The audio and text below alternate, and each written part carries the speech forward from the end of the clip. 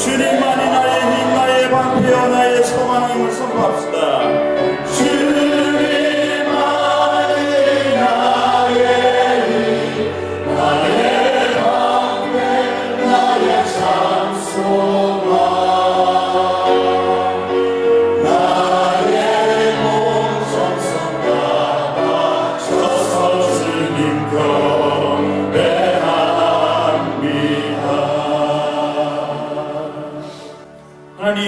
하나님께서 우리를 돕는 방패시며 하나님께서 영광의 칼이 되어 주시며 하나님께서 우리의 대적을 복종케 하시는 분임을 오늘 이 새벽에도 믿습니다. 이 새벽 구원의 진리에 복음의 그 깊은 의미를 깨달아 여전히 우리를 도와주시는 하나님을 만나는 복된 새벽 되게 해 주시옵소서.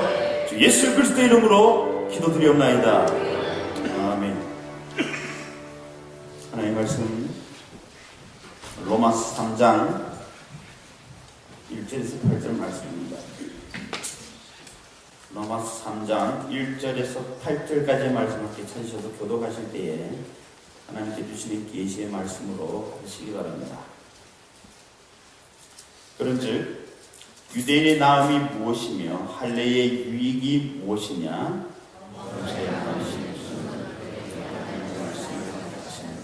어떤 자들이 믿지 아니하였으면 어찌하리요?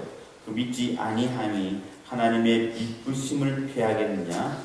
그럴 수 없느니라. 사람은 다 부족하되 오직 하나님은 참으시다 할지어다. 주께서 주의 말씀을 받으시고 한담하시되 인격 신강하라. 그러나 우리 불의가 하나님의 의를 드러나게 하면 무슨 말하리요? 내가 사람의 말하는 대로 말하노니 진노를 내리시는 하나님이 불의하시냐? 결코 그렇지 아니하리라. 하나님께서 세상을 심판하시니 그러나 나의 거짓말로 하나님의 참되심이 더 풍성하여 그의 영광이 되었다면 어찌 내가 죄인처럼 심판을 받으리요? 너는 그리스도를 위하여 나를 행하자 하지 않느냐? 어떤 이들이 비방하여 우리가 이런 말을 한다고 하니 그들은 정죄받는 것이 마땅하니라. 아멘. 시간에 우리 박승단의 목사님 나오셔서 실수가 없으신 하나님이란 제목으로 이 말씀 선포해 주시겠습니다. 할렐루야. 한 주간 새벽 예배를 섬기신 귀한 분들에게 하나님의 큰 역사가 함께하기를 주님의 이름으로 간절히 소원합니다.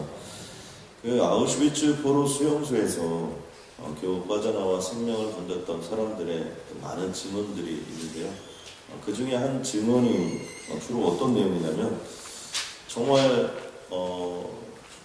이 가스실을 들어가면 죽는 줄 아는데 들어가지 않을 수 없어서 그곳에 이렇게 들어가면서 그런 모습들, 그리고 먼 하늘을 이렇게 기다리면서 쳐다보는 그런 모습들, 이런 모습들 속에서 무슨 생각을 많이 했느냐라는 질문들이 많이 있습니다.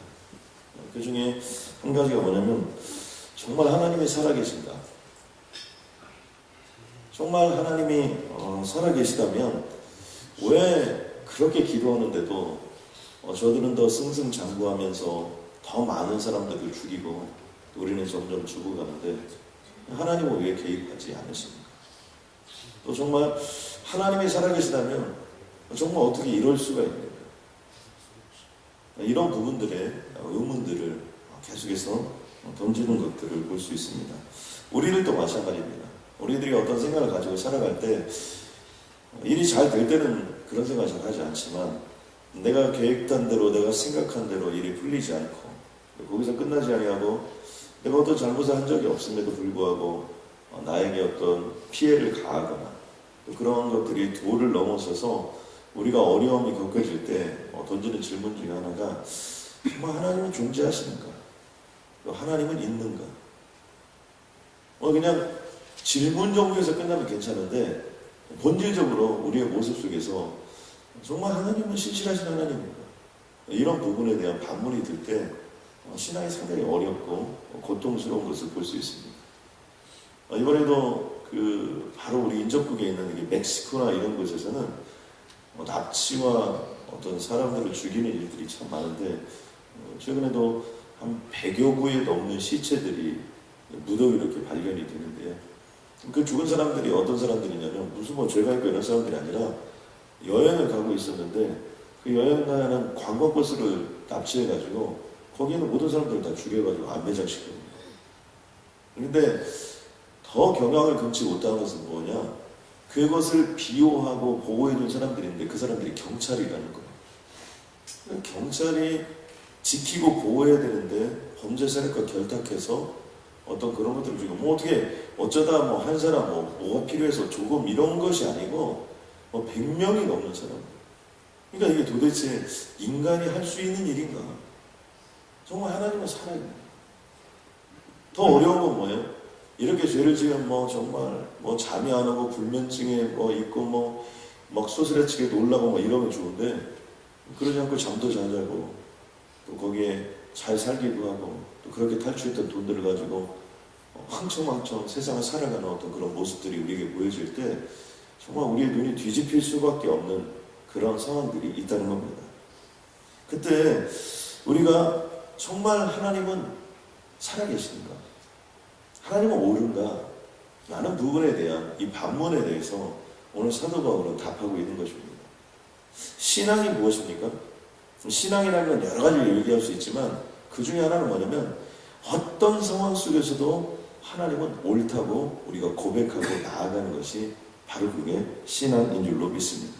때로는 건강하든 건강하지 못했든 때로는 성공했든 실패했든 때로는 우리가 보기에는 우리의 눈으로 보기에는 도저히 이해가 되든 되지 않든 관계없이 하나님은 절대적으로 옳으시다. 그리고 그 하나님은 하나님의 뜻대로 하나님의 역사를 분명히 이루시고 불의한 것들에 대해서 반드시 하나님은 때가 되면 심판하신다는 사실을 우리의 가슴속에 새기고 살아가는 것, 바로 그것이 우리의 신앙입니다. 왜 그렇습니까? 하나님은 실수가 없으신 하나님이시기 때문입니다. 신명기 7장 9절에 보니까 너는 알라, 이 알라란 단어는 야다한데요. 깨닫고 알라는 거예요. 너의 삶 속에서 뼛속 깊이까지 뿌리 내리게 하는 거예요. 무엇을 알라는 거냐면 오직 내 하나님 여호와는 신실하신 하나님이시다. 여기 신실하다 이 단어가 뭐냐면 거짓이 없다는 거예요. 완벽하다는 거예요. 완전하신 하나님입니다. 그러므로 우리가 하나님에 대한 이해가 있든 이해가 되지 않든 때로는 그런 모든 부분들에 대하여 언제나 하나님은 신실하신 하나님입니다. 하나님은 어떤 행동을 하셔도 실수가 없으신 하나님이다 라는 사실을 믿고 나아가는 것이 필요하다는 겁니다. 그를 사랑하고 그의 계명을 지키는 자에게는 우리가 생각할 때는 불의한 때가 있는 것 같고 우리가 생각할 때는 이해할 수 없는 순간들이 오지만 그럼에도 불구하고 하나님의 말씀을 붙잡고 그 말씀대로 살아가는 자에게는 천대까지 그의 언약을 이행하시며 인애를 베푸신다. 천대까지.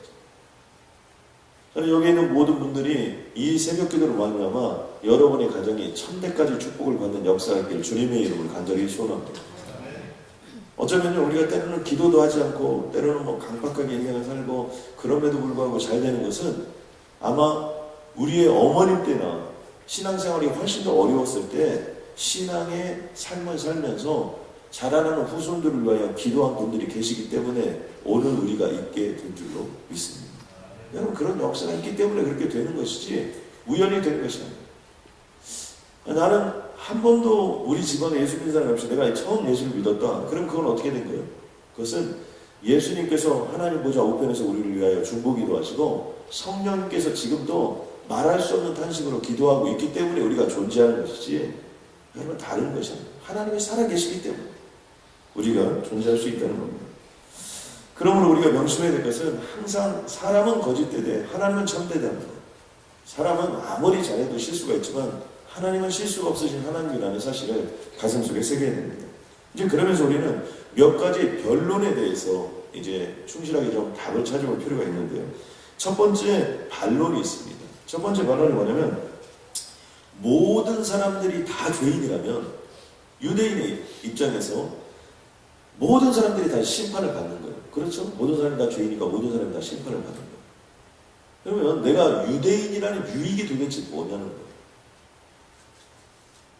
다 심판을 받고 다 오케이 다 좋습니다. 그러면 내가 유대인이고 하나님의 선민이라고 해서 할례를 받아가지고 그 피를 흘리며 주님 앞에 삶을 올려드렸는데 그렇다면 선민이라는 게 도대체 뭐냐는 거예요. 유대인이라는 게 도대체 뭐냐는 거예요. 이게 도대체 무슨 유익이 있느냐고 유대인들이 질문합니다. 그 질문에 대해서 사도 바울이 뭐라고 얘기합니까? 그 부분에 대해서 오늘 말씀에 보면 유대인의 나음이 무엇이며 할례의 유익이 무엇이냐 라는 질문을 합니다. 이 질문에 대해서 사도 바울은 여러 가지가 하나님이 너에게 유익을 주었는데 그 중에 하나가 하나님의 말씀을 맡았다는 말을 선포합니다. 우리가 이 땅을 살아가면서 크리스찬으로 살아갑니다. 자, 크리스찬이 아닌 자들과 크리스찬인 자들이 살아가는데 똑같이 다 죄를 지어요. 똑같이 다 심판을 받습니다. 자, 그런데 우리에게 유익한 게 뭐냐는 거예요. 하나님의 말씀을 맡았다. 하나님의 말씀을 맡았다는 건 무엇입니까? 하나님의 살아계시고 또 하나님의 말씀 속에 무엇이 들어있습니까? 예수 그리스도를 믿기만 하면 구원을 받는다는 사실이 이 말씀 속에 다 들어있는 겁니다. 그러니까 하나님의 말씀을 맡았다는 것은 이곳에 살 길이 있고 우리의 나아갈 모든 것들이 다 있다는 거예요.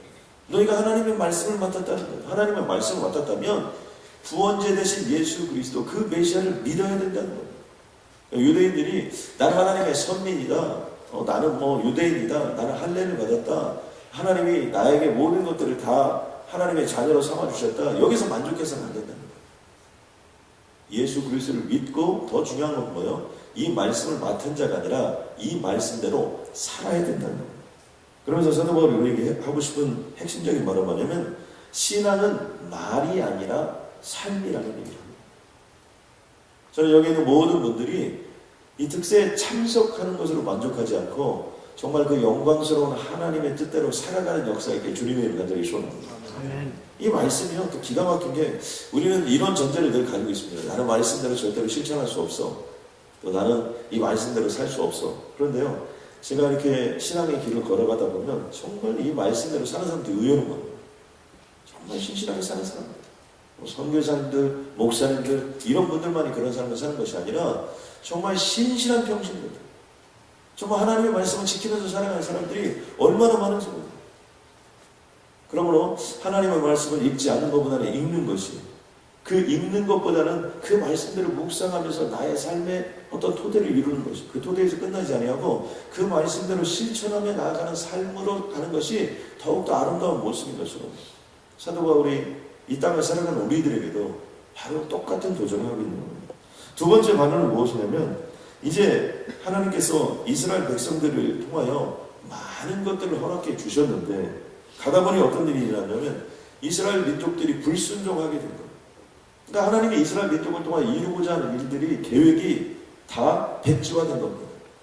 자, 그렇다면 하나님의 뜻이 무효화되는 것이 아니냐라는 질문을 하게 됩니다. 여러분 우리가 이런 거 있죠. A라는 사람을 통해서 어떤 프로젝트를 진행을 했어요. 그런데 A라는 사람이 타락하고 자기 마음대로 해가지고 이 프로젝트가 다 진행할 수 없게 됐습니다. 이제 그렇다면 이것들이 다 백지화되는 거 아니냐. 다른 말로 표현해보면 이스라엘 민족들이 순종하지 않고 또 하나님의 뜻대로 나아가지 않음으로 말미암아 하나님의 계획한 모든 것들이 다 폐하여진 것이 아니냐. 그 믿지 아니함이 하나님의 믿으심을 폐하겠느냐 라는 질문을 던지는 겁니다. 그런데 이 부분에 대해서도 사도 바울은 그럴 수 없다는 겁니다. 그럴 수 없는 이유가 무엇이냐? 사람은 다 거짓되되 하나님은 참되시다. 그러니까 우리를 통해서 하나님이 어떤 뜻을 이루시는 것은 내가 참되고 내가 무엇인가를 잘하고 성실하게 모든 것들을 이행하고 내가 완벽하고 내가 실수가 없어서 하나님의 뜻이 이루어지는 것이 아니라 하나님이 강권적으로 하나님께서 성령을 통하여 우리를 움직여서 그러한 역사를 인도해 주셨기 때문에 그런 것들도 가능하다. 그러므로 우리는 끊임없이 하나님의 신실하심에 대해서 의심할 필요가 없다는 겁니다. 세 번째는 이제 반론이라기보다는 궤변입니다. 이제 어디까지 사람들이 갔냐면 죄를 많이 지은 것이 이제 죄를 많이 짓다 보니까 예수님이 이 땅에 오시는 거예요. 그러다 보니까 죄를 많이 지은 것이 오히려 하나님의 영광을 위하여 도움이 되는 것이 아니냐. 그러니까 가룟 유다가 예수 그리스도를 팔았기 때문에 예수님이 십자가에 못 박혀 돌아간 것이 아니냐. 그러니까 가룟 여자도 예수님이 십자가에 못 박히시는데 뭔가 도움을 주고 일조를 한 것이 아니냐.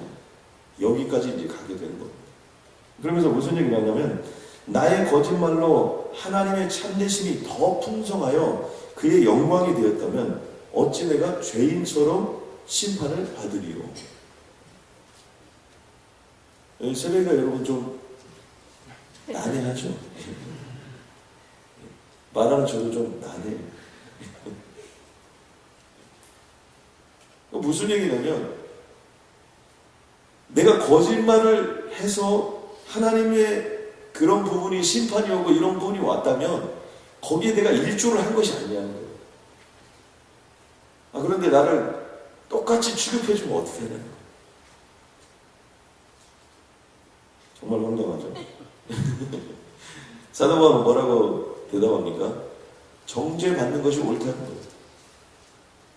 그러니까 이방인이 됐든 유대인이 되었든 너희가 하나님의 말씀을 맡았고 또 그리고 이 땅을 살아가면서 하나님께서 허락하신 많은 은혜가 있지만 중요한 것은 뭐예요? 그 기준은 너희가 유대인이기 때문에 되고 이방인이기 때문에 안 되고 이방인은 되고 유대인은 안 되고 이런 부분이 아니라는 거예요. 그런 부분이 아니고 여기서 말하고자 하는 핵심적인 내용은 뭐냐면 우리는 죄인이라는 사실에 대해서 분명하게 하는 거예요. 여러분 아멘입니까? 그러니까 죄인이라는 사실에 대해서 분명해야 되는 것이지 다른 많은 어떤 이유를 댈 수 없다는 거예요. 여러분 예수를 전하다 보면 어떤 사람이 예수 믿기가 쉽지 않냐면요. 너무나 죄도 안 짓고 착하게 산 사람이 예수 믿는다는 게 쉽지 않아요. 죄를 좀 많이 지은 사람 이런 사람들은요. 오히려 더 지은 죄가 많으니까 천국 가는 거 좋다. 아멘이다 이렇게 하고 갈 수 있어요. 제가 남갈 사역에 있어서 전도 개발원과 선교 개발원을 맡았는데요. 이 전도 개발원을 맡고 있다 보니까 한국에서 이렇게 부모님들이 오시면 부모님들을 전도하는 계획을 세워서 함께하는 경우가 참 많습니다. 그 중에 지금도 기억에 남는 거가 한 경우가 있는데 장학사님이세요. 장학사. 복음을 다 전했는데 이분이 쿨하게 들으시는 거예요. 그래서 이제 오랫동안 공직에 그 부부가 다 계셨기 때문에 쭉 얘기를 하는데 너무 다 이해가 된다는 거예요. 그래서 이제 이거 오늘은 너무 잘 풀리는 거예요. 너무 잘 되는가 보다. 이제 오늘 예수 믿고 끝나는가 보다. 천국 가는가 보다. 이렇게 제가 얘기하고 이제 복음을 딱 전한 거예요. 근데 복음을 딱 전하고 예수 그리스도를 믿으시겠습니까? 라고 딱 질문을 던지는데 이분이 거기서 반론을 딱 하나 피는 거예요. 자기가 예수 믿는 사람들의 받은 상처가 있더라고요. 오랫동안 공직에 있다 보니까 여러분 선생님들이 예수 잘 믿는 분들이 많다는 거 여러분 아시죠? 그런데 예수 믿는 사람들이 집회 있다고 일찍 가고 그리고 어떤 좀 얍삽 빠르고 이런 부분들에 대해서 이분은 수십 년 동안에 걸쳐서 본인이 그분 말씀을 해서 관찰하려고 한 게 아니고 정말 그냥 그렇게 느껴졌다는 거예요. 그런데 자신은 정말 공직에 있으면서 수십 년을 신실하게 했다는 거예요. 자, 그런데 똑같이 하나님이 그것을 죄의 경종을 따지지 않고 또 성실하게 하고 이런 부분을 따지지 않고 그런 부분들에 대해서 그렇게 하는 것은 unfair하다. 자기는 이것을 못 받아들이겠다는 게 아니라 조금 더 상냥해 보시겠다. 조금 더 생각을 해봐야겠다.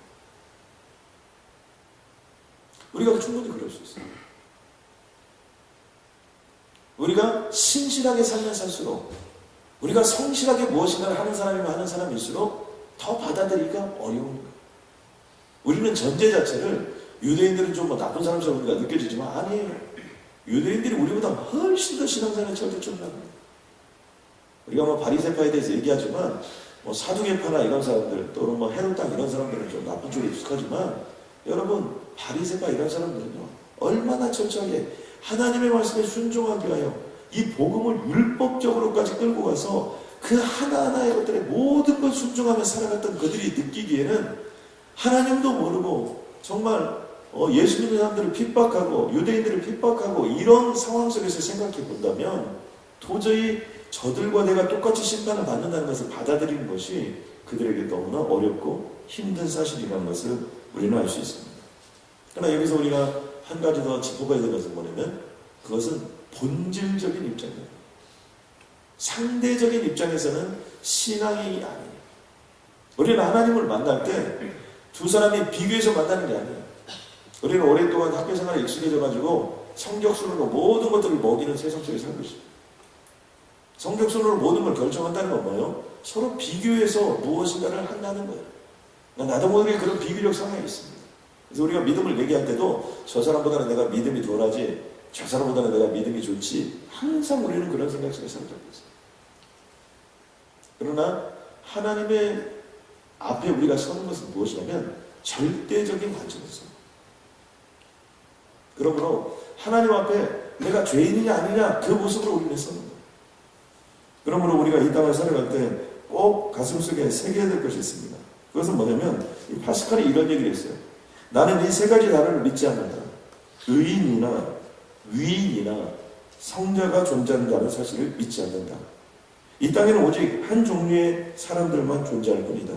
그들은 죄인이다. 더 이상 반론을 펼 필요가 없다. 이 말씀을 통해서 우리가 붙잡아야 될 중요한 메시지가 있다면 하나는요, 우리의 연약함을 자랑하라는 거예요. 이 사도 바울의, 제가 보는 참 사도 바울이 정말 신실한 사람. 고린도 전서의 11장의 24절로 30절 말씀을 보면 내가 40에 가만 매를 몇 번 맞고 이런 것들이 쭉 나와요.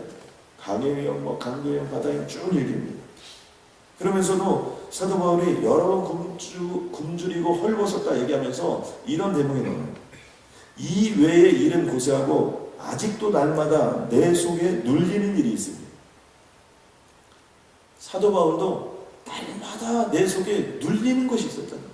여러분, 우리가 인생을 살아보다 보면 정말 우리가 눌리는 일들이 있어요. 그런데 날마다 사도 바울도 눌렸다는 거예요. 사도 바울 같은 사람도 그냥 편안히 잠을 자고 아무 근심 걱정이 없고 그러지 않았다는 거예요. 날마다 눌리는 일이 있었다는 거예요. 무엇 때문에 그랬느냐? 곧 모든 교회를 위하여 염려하는 것이에요. 그러면서 신앙을 어떻게 고백합니까? 내가 부득불 자랑할진대 내가 약한 것을 자랑하리라. 여러분, 아멘입니까? 죄인이 고백할 것은 뭐예요? 죄인됨을 고백하는 거예요. 죄인됨이 뭐예요? 나의 약함, 나의 실수가 많은, 나의 부족함, 하나님의 완벽하심. 또 한 가지 우리가 붙잡고 살아가는 것은 뭐냐면 우리가 죄인임을 잊지 말고 살아가야 되기 때문에 날마다 회개의 자리, 겸손의 자리, 은혜의 자리, 이런 자리를 우리가 사모하며 나아가는 모습이 우리들에게 필요하다는 것입니다. 저는 이게 로마서를 보면요, 사도 바울이 로마서를 쭉 진행하면서 한 번도 만나보지 않았던 그 로마인들에게, 로마의 그 신앙인들에게 나름대로 그들도 신앙생활을 하고 있고 나름대로 그들도 정말 예수를 믿고 있고 그 로마 그 속에서 정말 그 탄압 속에서 예수를 믿고 있다는 게 얼마나 어렵고 힘든 일입니까? 결국 나중에 이들이 카타콤 속에 들어가서 평생을 살고 또 그리고 이들이 콜로세움 경기장에서 순교를 당하는 이들인데, 그런데 이런 그들에게 너희가 자 죄인이다 이런 얘기를 하는 것이 사도 바울이 얼마나 힘들었습니까?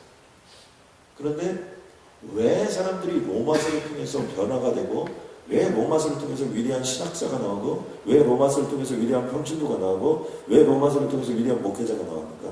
바로 이게 진리이기 때문에. 여러분, 아멘입니까?